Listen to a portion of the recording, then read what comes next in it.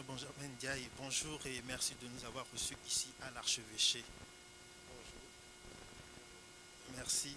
Alors, vous êtes archevêque de Dakar depuis seulement 4 ans, mais évêque, vous l'êtes depuis près de 20 ans. Alors, dans votre posture de chef de l'Église, est-ce que vous pouvez nous expliquer pourquoi l'Église du Sénégal reste si loin de la politique alors que sur le continent en général, les épiscopats jouent un peu le rôle d'alerteur de conscience des acteurs politiques? Alors bon, c'est une appréciation de dire que l'Église est loin de la politique. Je pense quand même que c'est important de faire le distinguo entre le pouvoir spirituel et temporel. Cela peut expliquer une certaine distance de l'Église de la chose politique. Mais l'Église n'est pas si éloignée que cela si la chose politique concerne précisément le bien et la gestion de la cité. Cela dit, je pense aussi que, compte tenu peut-être des conditions de paix que connaît notre pays, nous n'avons pas trop de conflits à arbitrer comme d'autres épiscopats dans d'autres pays. Justement, c'est le cas de la RDC ou du Togo où on a vu vraiment l'implication de l'Église catholique. Alors c'est parce que les situations s'y prêtent et souvent l'Église est même interpellée à apporter sa caution morale à une recherche de la paix et de l'harmonie de la société.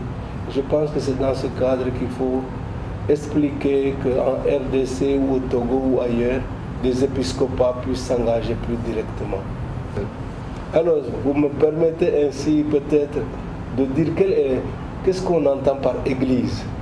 Parce que si on dit l'Église est loin de la politique et qu'on entend cela de la hiérarchie catholique, je pense que la hiérarchie catholique est fondée à marquer une certaine distance par rapport à la chose politique. Mais ce n'est pas le cas du citoyen chrétien sénégalais qui doit s'impliquer dans la vie et la gestion de sa société. Et de ce point de vue-là, malgré les nombreux appels lancés par les évêques, nos communautés restent encore assez timorées, timides, ne s'engagent pas suffisamment. Ils font comme si, nos chrétiens font comme si il n'y a pas eu un président Senghor ici, qui a été quand même un président de la République, de la minorité chrétienne dans un pays musulman où il a été accepté de manière fantastique. Et donc je pense que nous avons une certaine timidité à vaincre.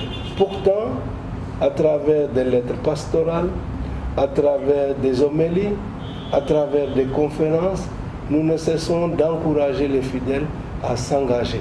Mais je crois que le complexe de la minorité que nous avons, peut-être aussi même un sens de complexe d'infériorité, fait qu'on ne s'engage pas, alors que nous avons quand même l'évangile qui est une force. Nous avons en plus souvent bénéficié d'une bonne éducation à travers nos écoles. Bref, on a envie de dire, les conditions pratiques sont là normalement pour qu'on s'engage davantage. Je pense que s'il y a un mental qui doit évoluer et qui est en train d'évoluer quand même. Je reconnais aujourd'hui qu'il y a dans les conseils municipaux de plus en plus de conseillers catholiques qui prennent à bras le corps leur mission dans la cité. Justement, Monseigneur, vous parlez donc des conférences, des appels à travers les homélies, mais le pape François, lui-même fasciné par Schuman, a souvent encouragé les catholiques à s'engager dans la politique propre et positive selon ses propres termes. Alors qu'on s'approche de la présidentielle de 2019, on est juste à quelques semaines, l'Église du Sénégal semble bien muette. Bon, elle n'est pas si muette que cela. Peut-être qu'elle ne bat pas le tam-tam pour dire je vais parler, oui. Mais l'Église est là bien active. Nous avons une commission justice et paix, par exemple, qui se préoccupe beaucoup des conditions pratiques d'une bonne consultation pour les prochaines élections présidentielles. Cela dit, nous invitons aussi les fidèles à s'engager. Nous ne leur disons pas vous allez vous engager pour un tel ou pour un tel.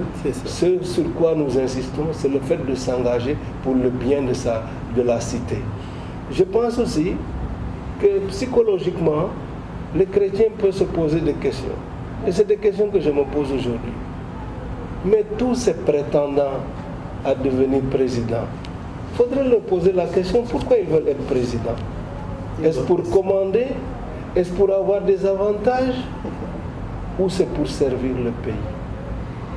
Parce que on a l'impression que c'est l'ambition qui l'emporte sur le désir d'être au service de son pays, de son développement, du bien commun, etc.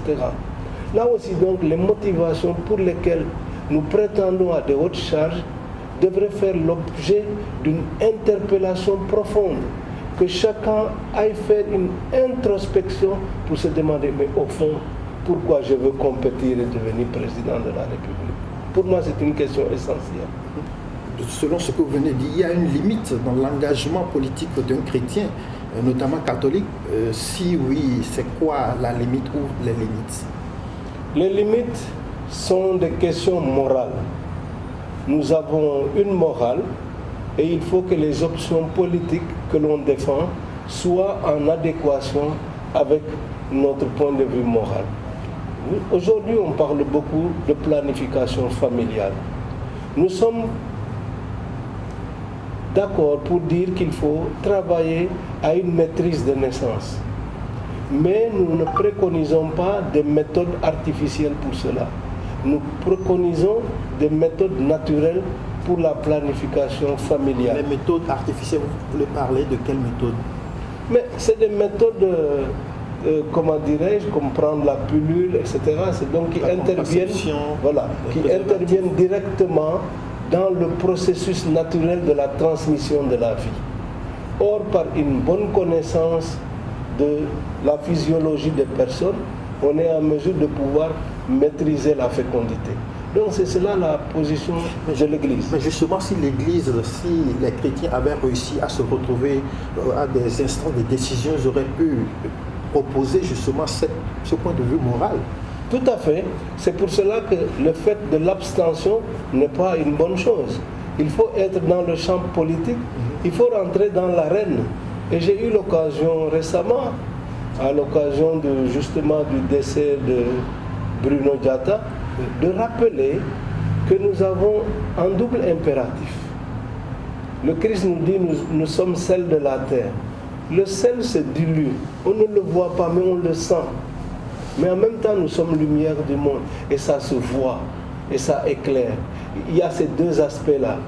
D'une part, le chrétien peut penser à l'effacement, à l'action dans l'effacement, dans la discrétion et l'humilité, mais d'un autre côté, il doit briller. Son témoignage doit être vu et apprécié. Et de ce point de vue-là, je crois que nous avons encore beaucoup d'efforts à faire.